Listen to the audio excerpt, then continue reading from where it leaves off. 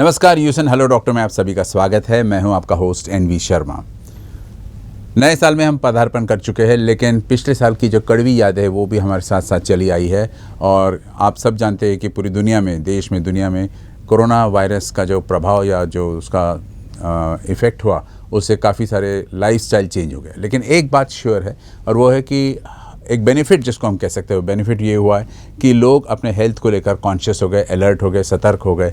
और इस नए साल में कई लोगों ने संकल्प भी लिया कि हम कुछ करें ना करें, लेकिन एग्जैक्टली हम अपने हेल्थ को के प्रति कॉन्शियस रहेंगे। जब हेल्थ की बात होती है तो माधोभाग का नाम आता है, और माधोभाग की जो SHS थेरेपी है, इसके बारे में आज बात करेंगे। और इसके लिए हमने आज आमंत्रित किया है डॉक्टर सुमेरा इमरान को, जो कि माधोभाग की धंतोली क्लिनिक हेड है। अलावा इसके इनके पास 10 साल का एक्सपीरियंस है माधोभाग में। 3 साल खोपोली में रह चुकी है एज हेड, और उसके बाद कोंडाली में 3 साल एज OPD हेड रही है। 100 से ज़्यादा व्याख्यान, लेक्चर्स दिए इन्होंने, और इसके अलावा इनके पास कई सारे हज़ारों पेशेंट आए जिनका इन्होंने सफलतापूर्वक ट्रीटमेंट किया। तो मैं डॉक्टर सुमेरा इमरान का स्वागत करता हूँ स्टूडियो में, और आपसे पूछना चाहता मैडम कि कोरोना के टाइम पर काफ़ी कुछ इफेक्ट हो गया था पूरे वर्ल्ड में, सोसाइटी में। इस दौरान माधोभाग जो था एक रॉक सॉलिड चट्टान की तरह बिल्कुल पेशेंट्स के पीछे था। तो इस दौरान आपने लेक्चर्स के ज़रिए, MIB पल्स ऐप के ज़रिए या वेबिनार्स के ज़रिए इनको गाइड किया। तो पेशेंट्स को जो आपने गाइड किया, वो उसके किस फैक्टर्स को लेकर आपने गाइड किया? जैसे ही लॉकडाउन डिक्लेयर्ड हुआ, हमें ये बात क्लियर समझ में आ गई थी कि भाई पेशेंट अब घर पे रहने वाला है, और घर पे रहेगा तो उसके जो पैरामीटर्स है, लाइक उसका जो डाइट है, उसका जो एक्सरसाइज है, जो उसका स्ट्रेस है, ये सारी चीज़ें बढ़ने वाली है। तो हमारी मेडिकल कोर टीम की एक तुरंत मीटिंग हुई, और ये मीटिंग के अंदर डिसाइड हुआ कि हमें अपने पेशेंट को डिसीज़ से फॉरवर्ड निकालना है। तो हमें उनको इन पैरामीटर्स के ऊपर उनके काम करना है। और ये डिसीज़न होने के बाद हमने जैसे कुछ कैंपेन्स स्टार्ट किए। कैंपेन के अंतर्गत हमने वेबिनार्स स्टार्ट किया, अलग अलग सब्जेक्ट्स के ऊपर पेशेंट को गाइडलाइंस दिए। इसके अलावा उनके डिसीज़ के अकॉर्डिंग उनको किस तरह से डाइट फॉलो करना है, कौन से एक्सरसाइज फॉलो करना है, कौन सा योगा करना है, और अपने स्ट्रेस को मैनेज करने के लिए उन्हें क्या क्या चीज़ें फॉलो करना है। तो ये सारी चीज़ों की हमने वहाँ पे उनको गाइडलाइन दिया हमारे MIB पल्स ऐप के थ्रू। MIB पल्स ऐप के थ्रू हमने उनकी कंसल्टिंग ली। ये कंसल्टिंग ऑनलाइन भी हो रही थी, ये कंसल्टिंग वीडियो कॉलिंग के ज़रिए हो रही थी, और उनको मॉनिटर किया जा रहा था उनके पैरामीटर्स को, कि भाई उनके पैरामीटर्स कैसे हैं और उसके अकॉर्डिंग उनको किस तरह से आगे लेके जाना है। तो ये सारी चीज़ें अच्छी तरीके से, यानी जहाँ पे लॉकडाउन कोविड का हम लोग टेंशन लेके बैठे हुए थे सारी आम पब्लिक, यहाँ पे माधोभाग के पेशेंट अपने आप को घर में बैठ के ट्रीट कर रहे थे, और इसके साथ साथ ये सारी चीज़ें फॉलो कर रहे थे। तो लगभग हमने ये पूरे इसमें, जैसे हमारे थायराइड के पेशेंट है, हमारे ओबेसिटी के पेशेंट है, हमारे जो हार्ट डिसीज़ के पेशेंट है, 2500 पेशेंट हमने ट्रीट किया, जिसका यानी पूरी डिसीज़ हमने रिवर्स किया ये 8-9 महीने के अंदर। इसके अलावा जो हम बोलेंगे डायबिटीज़, जो हमारे पेशेंट्स थे, ये डायबिटीज़ पेशेंट भी हमारे 850 पेशेंट, पूरे माधोभाग के 850 पेशेंट हमने लॉकडाउन में GTT निगेटिव किया उनका। यानी उनका जो डायबिटीज़ था वो पूरी तरीके से रिवर्स किया। GTT means glucose tolerance test उनका निगेटिव किया हमने।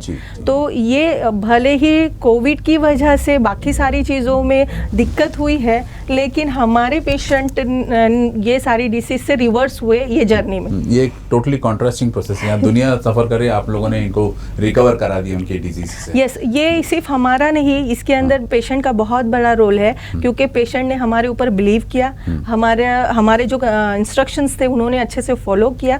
ड्यू टू दैट रीजन आज हम इतने पेशेंट्स को रिवर्स कर पाए। जी जी। तो ये सारी चीज़ें हैं जो उन्होंने MIB पल्स ऐप के थ्रू सिंसियरली फॉलो किया, कंसल्टिंग फॉलो की, जो डाइट हमने बोला था वो फॉलो किया। ये सारी चीज़ें फॉलो करने की वजह से ही आज हमको ये रिजल्ट्स मिले हैं। Great great. मैडम, आज का जैसा हमारा विषय है वो माधोभाग द्वारा निर्मित SHS थेरेपी, यानी संपूर्ण हृदय शुद्धिकरण प्रोसीजर जो है, ये किस किस्म के डिजीज़, अभी आपने डायबिटीज़ इन सब का नाम लिया, तो किस किस्म के हार्ट डिजीज़ को ये कंट्रोल करता, क्योर करता है? और इससे क्या फ़ायदा होता सबसे पहले संपूर्ण हृदय शुद्धिकरण चिकित्सा के हम बात करें तो संपूर्ण हृदय शुद्धिकरण चिकित्सा पद्धति जो है ये शास्त्रोक्त चिकित्सा पद्धति है। इसके अंदर जो अपन करते हैं यानी हम सिंपल यही बोलेंगे कि संपूर्ण हृदय शुद्धिकरण चिकित्सा पद्धति ये अपने आप में ही एक चिकित्सा पद्धति है जिसके अंदर हृदय और हृदय रोगों से रिलेटेड जो भी व्याधियाँ हैं वो व्याधियों को उसके अकॉर्डिंगली ट्रीट किया यानी शास्त्र शुद्ध तरीके से ट्रीट करना, ये हम बोलेंगे, इसको हम संपूर्ण हृदय शुद्धिकरण बोलेंगे। अब इसके अंदर जो व्याधियां हैं ये है आपका डायबिटीज़ हो गया, हाइपरटेंशन हो गया, ओबेसिटी हो गया, थायराइड हो गया, हाइपोथायराइडिज्म्स, ये सारी जो व्याधियां हैं ये हृदय रोग के अंतर्गत आती है। एक रिसर्च ऐसा बताता है कि अगर आप डायबिटिक पेशेंट हो तो आप first stage of heart failure के पेशेंट हो। उसी तरह अगर हमको बीपी है तो डायरेक्टली हम इन्वॉल्व हो रहे हैं हार्ट डिसीज़ के अंदर। तो ये सारी बीमारियाँ जाती है। इसके अलावा अगर हमारा कोलेस्ट्रॉल बढ़ा हुआ है, हमारा ट्राइग्लिसराइड्स बढ़ा हुआ है, अगर हमारा LDL बढ़ा हुआ है तो ये सारी चीज़ें हार्ट डिसीज़ को इन्वॉल्व करने में मदद कर रही है, यानी फ्यूचर में जाके ये ब्लॉकेजेस बनाने की प्रक्रिया करने वाली है। तो ये सारी चीज़ें आती है हार्ट डिसीज़ के अंदर। मैडम ये पूछना चाहता था, आपने कहा जैसे डायबिटीज़ है, बीपी है, और भी जो ओबेसिटी है, ये सब हार्ट को अफेक्ट करता है। तो और भी कोई डिजीज़ है जो हार्ट को अफेक्ट करता है, और अगर करता है तो फिर ये किस टाइप का ट्रीटमेंट आप सजेस्ट करते हो, रिकमेंड करते हो?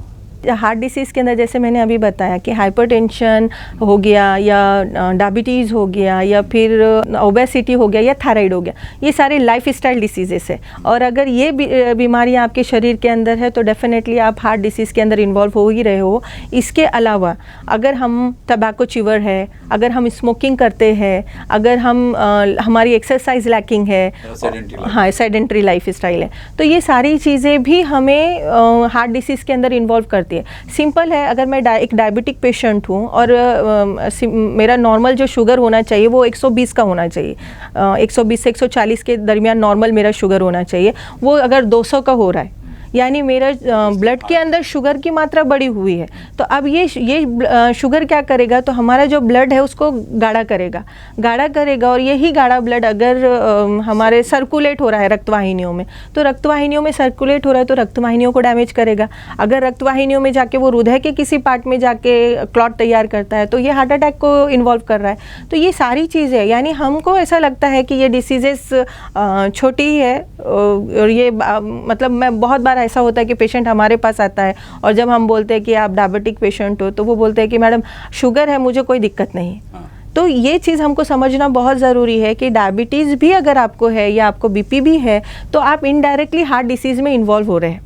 तो हमें ये चीज़ें समझना है कि भाई अगर आज मुझे ये डिसीज़ दिख रही है तो मुझे इसको आज ही रिवर्स कर देना, यानी मुझे ये यू टर्न लेना ज़रूरी है अभी, क्योंकि फ्यूचर में मुझे दिक्कत नहीं होनी चाहिए।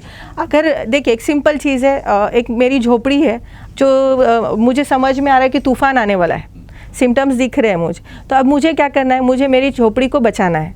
तो क्या करना पड़ेगा, या तो मुझे तूफ़ान को रोकना पड़ेगा या मेरी झोपड़ी को इतना मजबूत करना पड़ेगा कि वो तूफ़ान का उस पर इम्पैक्ट ही ना पड़े।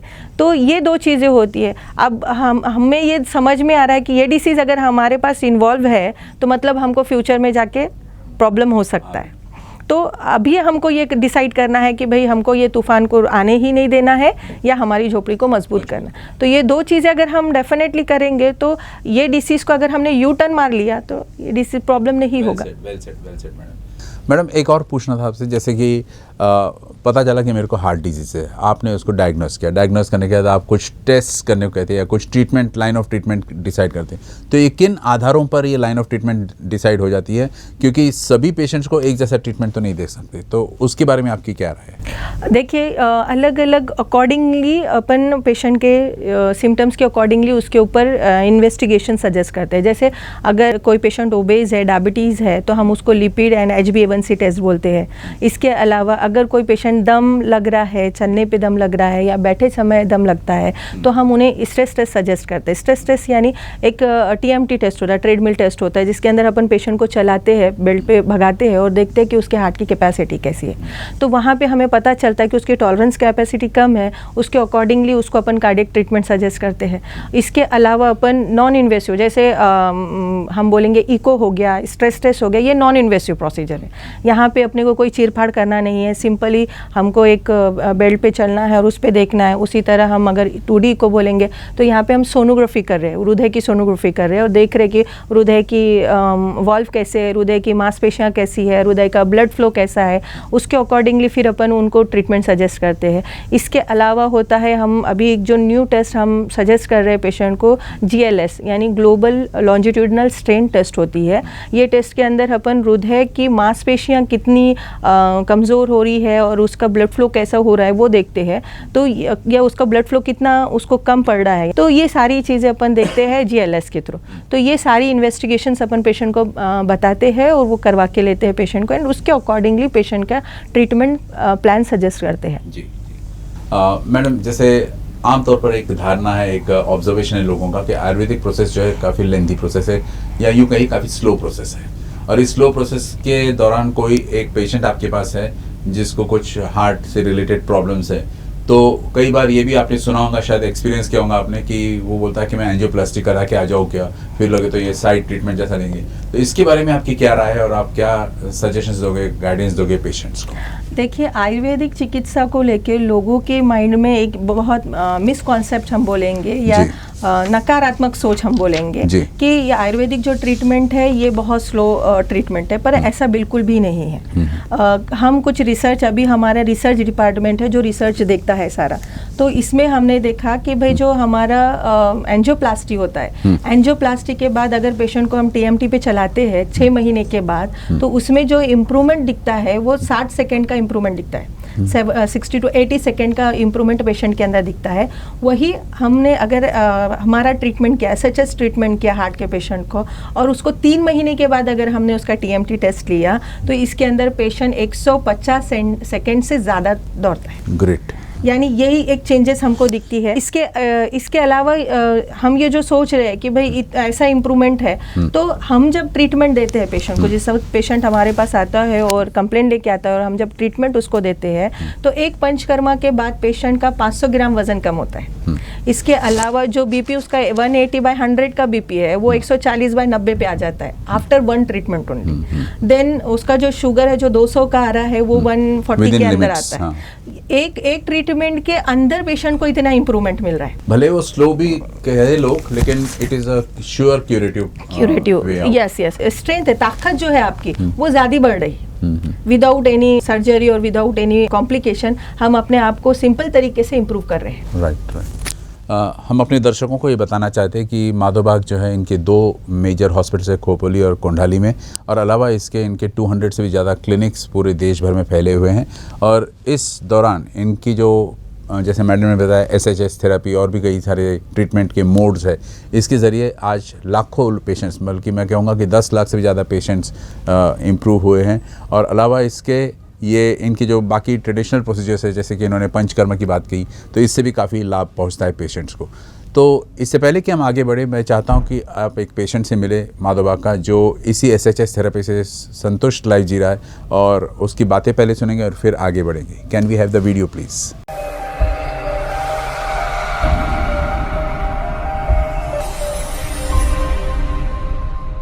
शीतल चोपड़ा मेरा नाम है, मलेशिया हीरानंदानी में रहती हूँ मैं। और अप्रैल के 2017 में मेरे को BP हाई हुआ था, 230 एंड 120। तो मेरे को रिलेटिव ने, किसी ने माधोबाग के लिए बताया था। मैं यहाँ पे मैंने ट्रीटमेंट करवाया और मेरे को पहले से इतना बेटर है कि काफ़ी रिलीफ मिला है। मेरा कभी भी 230 तो गया ही नहीं है, और धीरे धीरे नॉर्मल। आज मेरी दवाइयाँ भी बहुत कम हो गई हैं, सिर्फ एक दवाई है, वो भी अल्टरनेट डे मैं खा रही हूँ। अभी एकदम मेरा काफ़ी टाइम से नॉर्मली चल रहा है 120 और 80। यहाँ पर डॉक्टर्स जो हैं वो काफ़ी हेल्पफुल हैं, और जो अंदर जो स्टीम वगैरह देते हैं वो भी बहुत, इतना रिलीफ मिलता है मुझे, इतना रिलीफ कि काफ़ी मेरे माइंड में, मुझे नींद की भी कोई प्रॉब्लम नहीं रही। अभी मैं नींद भी इतनी अच्छी करती हूँ। इनकी दवाइयाँ अच्छी हैं, डॉक्टर्स बहुत अच्छे हैं, बहुत हेल्प करते हैं। कभी 2 दिन में भी आ जाओ, रोज़ भी आ जाओ, तो कभी वो बोलते नहीं है कि क्यों आए। यही बोलना चाहती हूँ कि एलोपैथिक से ये आयुर्वेदिक करेंगे तो ज़्यादा अच्छा है, क्योंकि इसका कोई साइड इफ़ेक्ट नहीं हुआ मुझे, कुछ भी नहीं है। मुझे काफ़ी इसमें अच्छा लगा, मेरे लिए तो अच्छा लगा मुझे बहुत।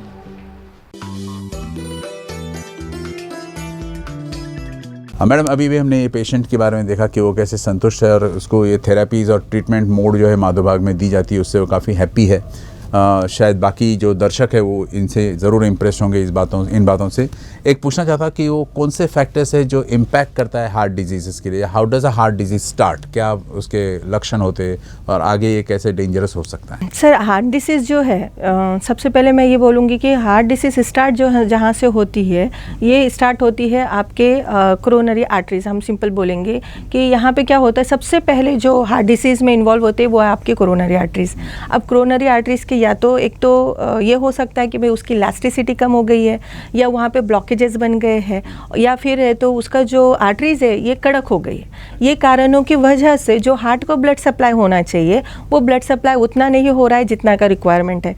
अब हार्ट का काम क्या है, तो हार्ट का काम है, जिस वक्त मैं रेस्टिंग में कंडीशन में हूँ तो ये 5 लीटर ब्लड पूरे शरीर को पहुँचाता है। उसी तरह अगर मैं एग्जर्शन कर रही हूँ या मैं भाग रही हूँ तो 17 लीटर ब्लड की रिक्वायरमेंट होती है, वो रिक्वायरमेंट हार्ट पूरा करता है। अब यहाँ पे क्या हो रहा है कि रक्तवाहिनियाँ डैमेज होने की वजह से हार्ट को जो ब्लड सप्लाई चाहिए उतना ब्लड सप्लाई नहीं मिल रहा है। अब उसको ब्लड सप्लाई नहीं मिलेगा तो जो मांसपेशियाँ हैं वो क्या होगी, कमज़ोर होगी। मांसपेशियाँ कमज़ोर होगी तो जो ब्लड सप्लाई हमारे शरीर को जो मिलना चाहिए तो वो शरीर को उतना ब्लड सप्लाई नहीं मिल रहा है जितना का रिक्वायरमेंट है। अब वो नहीं होगा तो क्या महसूस होगा, हमको थकावट महसूस होगी, वीकनेस लगेगा, घबराहट लगेगी। ये सारी चीज़ें हमको देखने की लगती है। और सबसे इम्पॉर्टेंट चीज़ जो टॉलरेंस कैपेसिटी है, या जो हम बोलेंगे काम करने की जो ताकत है, या जो हमारा एक्सरसाइज जो है हमारी, वो कम हो जाती है। तो मैक्सिमम टाइम हम पेशेंट को ये सजेस्ट करते हैं कि आप एक्सरसाइज करो, क्योंकि जहाँ पे अगर आपकी व्यायाम की क्षमता आपको कम होती हुई समझ में आ रही है, उसका मतलब हम इनडायरेक्टली हार्ट डिसीज़ के अंदर इन्वॉल्व हो रहे हैं। तो ये सारी चीज़ें अगर हमको समझ में आती है और हम इसको फर्स्ट हिस्से में ही समझकर इसको ट्रीट करते हैं, तो यहाँ पे जब हम माधोबाग में भी जब पेशेंट हमारे पास आता है और इस तरह की कंप्लेन लेके आता है, डिस्निया की कंप्लेन लेके आता है, तो हम उसको TMT टेस्ट पे लेते हैं और देखते हैं कि उसकी कैपेसिटी कितनी है, उसकी कार्य क्षमता कितनी है। अगर वो कम लग रही है मतलब हम इनडायरेक्टली हार्ट डिसीज़ के अंदर इन्वॉल्व हो रहे हैं, और उसके अकॉर्डिंगली फिर अपन उसको ट्रीटमेंट सजेस्ट करते हैं। लाइन ऑफ ट्रीटमेंट अलग होगा सबके लिए, बिल्कुल। जी जी। हमारे दर्शक ये जानने के लिए उत्सुक ज़रूर होंगे कि हम आज का टॉपिक तो SHS बोल रहे हैं, मतलब संपूर्ण हृदय शुद्धिकरण चिकित्सा पद्धति। तो एग्जैक्टली ये होता क्या है और इससे कैसे लाभान्वित होता है पेशेंट, और ये हाउ डज़ इट वर्क? देखिए, संपूर्ण हृदय शुद्धिकरण चिकित्सा के अंतर्गत 5 प्रोसीजर्स अपन करते हैं, यानी पंचसूत्री प्रोसीजर्स हम इसको बोलेंगे। फर्स्ट है कंटिन्यूअस हेल्थ मॉनिटरिंग, यानी पेशेंट का इन्वेस्टिगेट करके उसको मॉनिटर करना। दूसरी चीज़ होती है पंचकर्मा चिकित्सा हमारी। पंचकर्मा चिकित्सा के अंदर अपन 4 प्रोसीजर्स पेशेंट को करते हैं, जिसके अंदर स्नेहन होता है, स्वेदन होता है, हृदय धारा होता है, बस्ती होती है। तो ये सारी प्रोसीजर्स अपन करते हैं जिससे पेशेंट के टॉक्सिन्स शरीर से बाहर निकलते हैं। सिंपल है, हमारे शरीर में अगर हम आयुर्वेद शास्त्रोक्त देखा जाए तो 3 त्रिदोष होते हैं। वो त्रिदोष अगर सम अवस्था में रहे तो दिक्कत नहीं, यानी नॉर्मल अवस्था में रहना चाहिए। वात पित्त कफ है ये, तो ये अगर नॉर्मल कंडीशन में रहते हैं तो दिक्कत नहीं है। अगर ये गड़बड़ है तो दिक्कत हो रही है, यानी अगर कोलेस्ट्रॉल बढ़ा हुआ है तो कोलेस्ट्रॉल क्या है, कचरा है। ये कचरा हमारे ब्लड के अंदर है। उसी तरह शुगर बढ़ा हुआ है, शुगर क्या है, नथिंग बट टॉक्सिन्स, वो कचरा है, वो कचरा हमारे ब्लड के अंदर पड़ा हुआ है। BP है तो वॉल्यूम बढ़ा हुआ है। तो ये सारी चीज़ें, यानी ये जो टॉक्सिन्स है इसको शरीर से बाहर निकालना है, और इसको शरीर से बाहर निकालने का काम अपना जो शास्त्रोक्त चिकित्सा है हमारी, जो रिसर्च बेस्ड चिकित्सा है जिसे हम पंचकर्मा बोल रहे हैं, ये रिसर्च बेस्ड चिकित्सा है। तो ये चिकित्सा अपन करते हैं जिससे हम टॉक्सिन्स को शरीर से बाहर निकालते हैं और हार्ट को स्ट्रेंथ देते, ताकत देते, ताकि वो मैक्सिमम काम कर सके। उसके अलावा होता है हमारा डाइट ट्रीटमेंट, ये एक्सपर्टाइज्ड डाइट की ट्रीटमेंट है हमारा।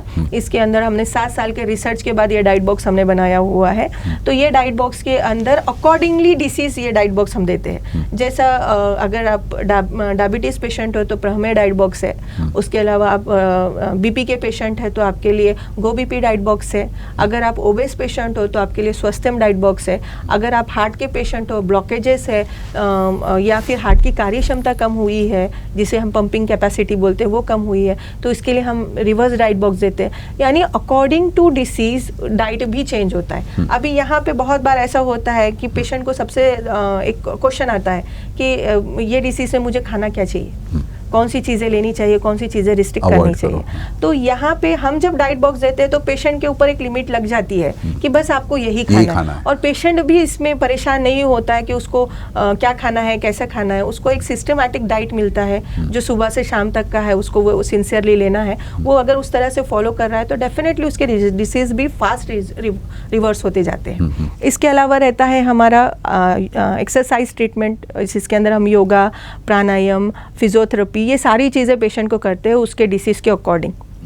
इसके बाद रहेगा आपका जो मेडिसिनल ट्रीटमेंट। बहुत बार अगर हम आयुर्वेदा के सिद्धांत से देखें तो हमारा नॉर्मल मतलब क्या कि हम कोई मेडिसिन्स नहीं ले रहे, कोई चीज़ें फॉलो नहीं कर रहे एंड देन हम नॉर्मल है ना, कि हम पूरी तरीके से हेल्दी है।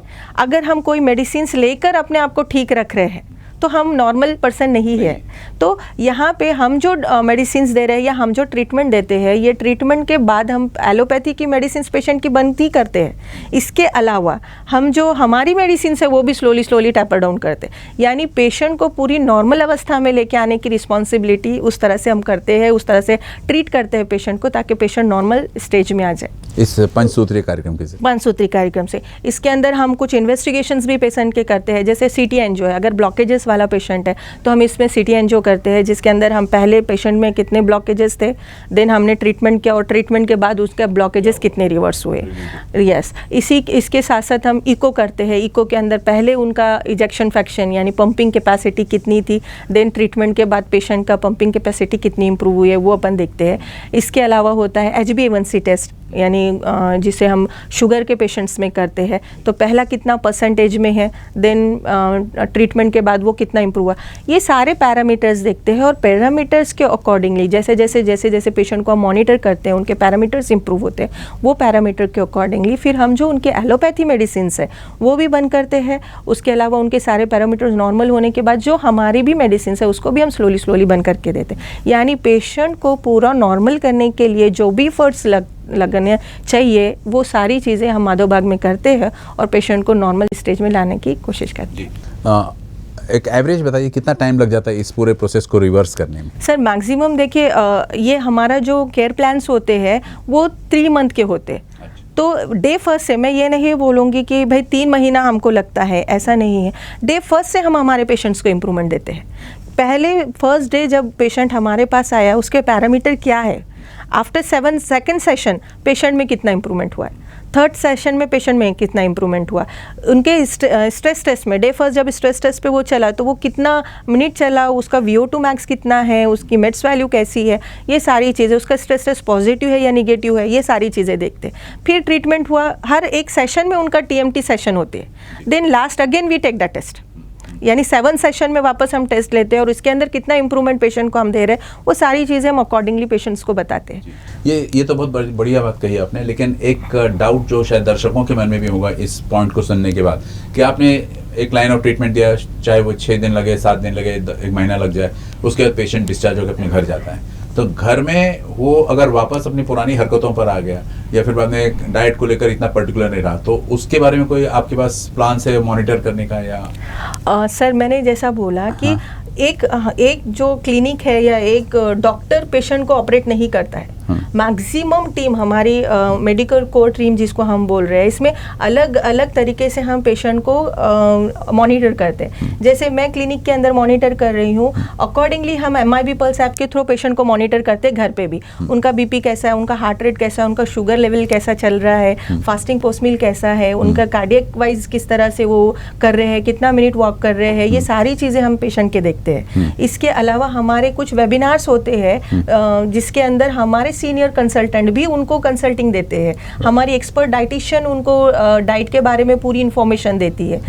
एक्सपर्ट्स उनको एक्सरसाइज योगास के बारे में उनके डिसीज के अकॉर्डिंगली उनको गाइडलाइन देते हैं। तो कहीं पे भी पेशेंट को, यानी इसमें नहीं, क्लिनिक में नहीं, घर पे भी पेशेंट को सारे फॉलोअप्स हम लेते हैं और उस तरह से उनको गाइडलाइन देते हैं, उनको ही और उनकी फैमिली से जो मेंबर है उनको भी, यानी उनके अटेंडर को भी हम उनके डिसीज के अकॉर्डिंगली पूरा नॉलेज देते हैं ताकि वो सिंसियरली फॉलो करें। मैक्सिमम टाइम क्या होता है सर, वाई का जब मुझे आंसर नहीं मिलता है कि क्यों मुझे ये करना है, तब तक हम करते नहीं। लेकिन अगर मुझे क्यों का आंसर मिल जाए कि मुझे ये चीज़ क्यों करनी है, तो हम आसानी से वो चीज़ करते हैं। तो ये यहाँ पे हम हमारे पेशेंट को उसके डिसीज के अकॉर्डिंगली पूरा नॉलेज देते हैं, उसको क्या करना है और क्यों करना है ये हम अच्छे तरीके से उसको बताते हैं। अगर वो सिंसियरली वो सारी चीज़ें फॉलो कर रहा है तो डेफिनेटली रिजल्ट्स मिलना ही मिलना है। और माधव बाग का यही मोटिव है। हमारी जो मेडिकल टीम है वो पूरी की पूरी पेशेंट के ऊपर लगी हुई रहती है। सिर्फ एक डॉक्टर कंसल्ट करता है लेकिन बैक साइड में पूरी टीम उनके ऊपर काम करती रहती है।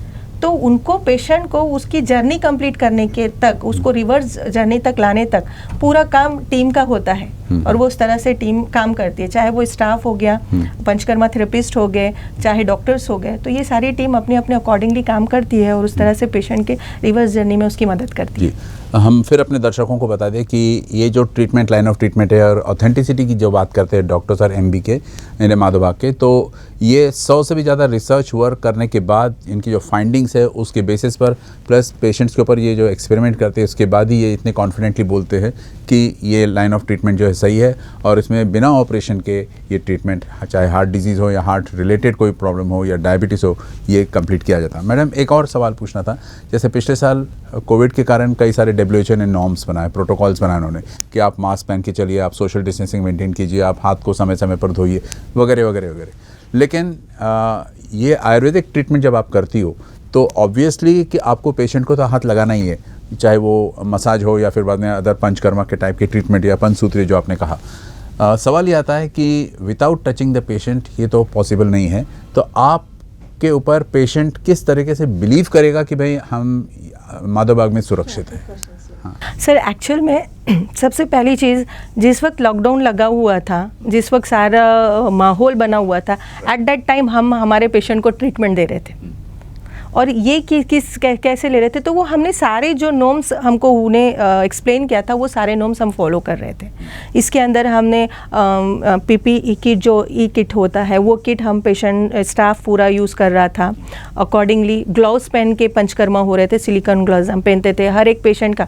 यानी पहले जैसे ही पेशेंट एंट्री करता है तो पूरा रूम सैनिटाइज हो रहा था। पेशेंट पंचकर्मा में जाने के बाद वो भी रूम सैनिटाइजिंग होकर पेशेंट को लिया जा रहा था। स्पेशली पूरा कॉस्ट्यूम हमारा स्टाफ पहन रहा था, जो PPE किट है वो किट पहन रहा था। सिलिकॉन ग्लव्स थे पेशेंट स्टाफ के इसमें पंचकर्मा लेते समय। सारा पेशेंट को भी हम सैनिटाइज कर रहे थे। इवन सिर्फ रूम या ये नहीं, हम पेशेंट को भी सैनिटाइज करके ले रहे थे कि वो भी बाहर से आ रहा था तो बहुत सारा कॉन्टामिनेटेड होने के चांसेस थे, तो हम पेशेंट को भी सैनिटाइज कर रहे थे। स्टाफ पूरा सैनिटाइज रह रहा था, PPE किट पहन रहा था, ग्लव्स पहने हुए थे, मास्क लगे हुए थे, and then we are taking the patient on table. तो उसके बाद उनका जो पंचकर्मा होता है, पंचकर्मा होने के बाद हमारा ये एक रूल था कि आप आते समय घर से आने से डायरेक्ट आपको क्लिनिक आना है और क्लिनिक से डायरेक्ट आपको घर जाना है। तो ये सारे इंस्ट्रक्शंस उनको कॉन्टामिनेटेड कम हो जाए, तो ये सारी चीज़ें थी, इसको फॉलो कर रहे थे। डॉक्टर की भी जो सोशल डिस्टेंसिंग है, वैसी डिस्टेंसिंग पे हम उनको काउंसलिंग कर रहे थे, कंसल्टिंग दे रहे थे, वीडियो कंसल्टिंग मैक्सिमम टाइम। और हर एक पेशेंट के बाद, यानी एक पंचकर्मा होने के बाद सेकेंड पंचकर्मा 2 घंटे के बाद होता था। यानी Features को sanitize पूरा सैनिटाइज करना, सारी सिस्टम को रेगुलेट करना, अकॉर्डिंगली सारी चीज़ों को सैनिटाइज करके फिर सेकंड पेशेंट के लिए इस्तेमाल करना। तो ये सारी चीज़ें हमने प्रिकॉशनरी सारी चीज़ों को हमने लेके सिस्टमैटिकली ये सारी चीज़ें किया है, जिसके चलते हमको अच्छे रिजल्ट्स देखने को मिले और पेशेंट को भी एक सेटिस्फेक्शन था कि जो ये लोग कर रहे हैं वो डेफिनेटली हमें सेफ करके हमारी सारी चीज़ों को ध्यान में रखते हुए वो कर रहे हैं, और उन्होंने हमारे ऊपर बिलीव किया और लॉकडाउन पीरियड में भी उन्होंने हमारे से ट्रीटमेंट लिया और उसका ही रिजल्ट्स है कि हम इतने सारे पेशेंट्स को रिवर्स कर सकें। वेरी गुड मैडम, बहुत बढ़िया। हम अपने दर्शकों को फिर एक बार बता दें कि माधोबाग जो है करीब 200 क्लिनिक्स से भी ज़्यादा और 2 हॉस्पिटल्स के माध्यम से आज तक 10 लाख से भी ज़्यादा पेशेंट्स को इन्होंने सफलतापूर्वक इलाज किया है। नॉट ओनली दैट, ये इनके रिसर्च वर्क के बेसिस पर कई सारे ट्रीटमेंट के लाइन ऑफ ट्रीटमेंट का मोड जो है वो उन्होंने ऑन किया। अलावा इसके हार्ट डिजीज़ कहिए, डायबिटीज़ कहिए या फिर बाद में हाई ब्लड प्रेशर कहिए, इस किस्म की बीमारियों का भी ये सफलतापूर्वक इलाज कर चुके हैं। रिवर्स जैसे मैडम कह रही थी, पेशेंट्स का नॉर्मल लाइफ वापस आने लगा और ये सब तभी पॉसिबल है जब इनके पास एक एक्सपर्टाइज्ड टीम है, जिस वजह से ये चाहे इंडिया में कहीं भी हो लेकिन ये ट्रीटमेंट होता है। अगर आप भी माधोबाग के इस फैमिली से जुड़ना चाहते हो तो आपको सिर्फ एक मिस्ड कॉल देनी है। उसका नंबर है 7829588866। मैं फिर दोहराता हूँ 7829588866। इस पर एक केवल मिस्ड कॉल दीजिए। माधोबाग आपकी सेवा पर तत्पर है और आपको इसका एश्योरेंस देती है कि ये डेफिनेटली सफलतापूर्वक ट्रीटमेंट करेगी। Madam, thank you very much for coming on this show. लेकिन चलते चलते एक मैसेज अगर आप दे देंगे।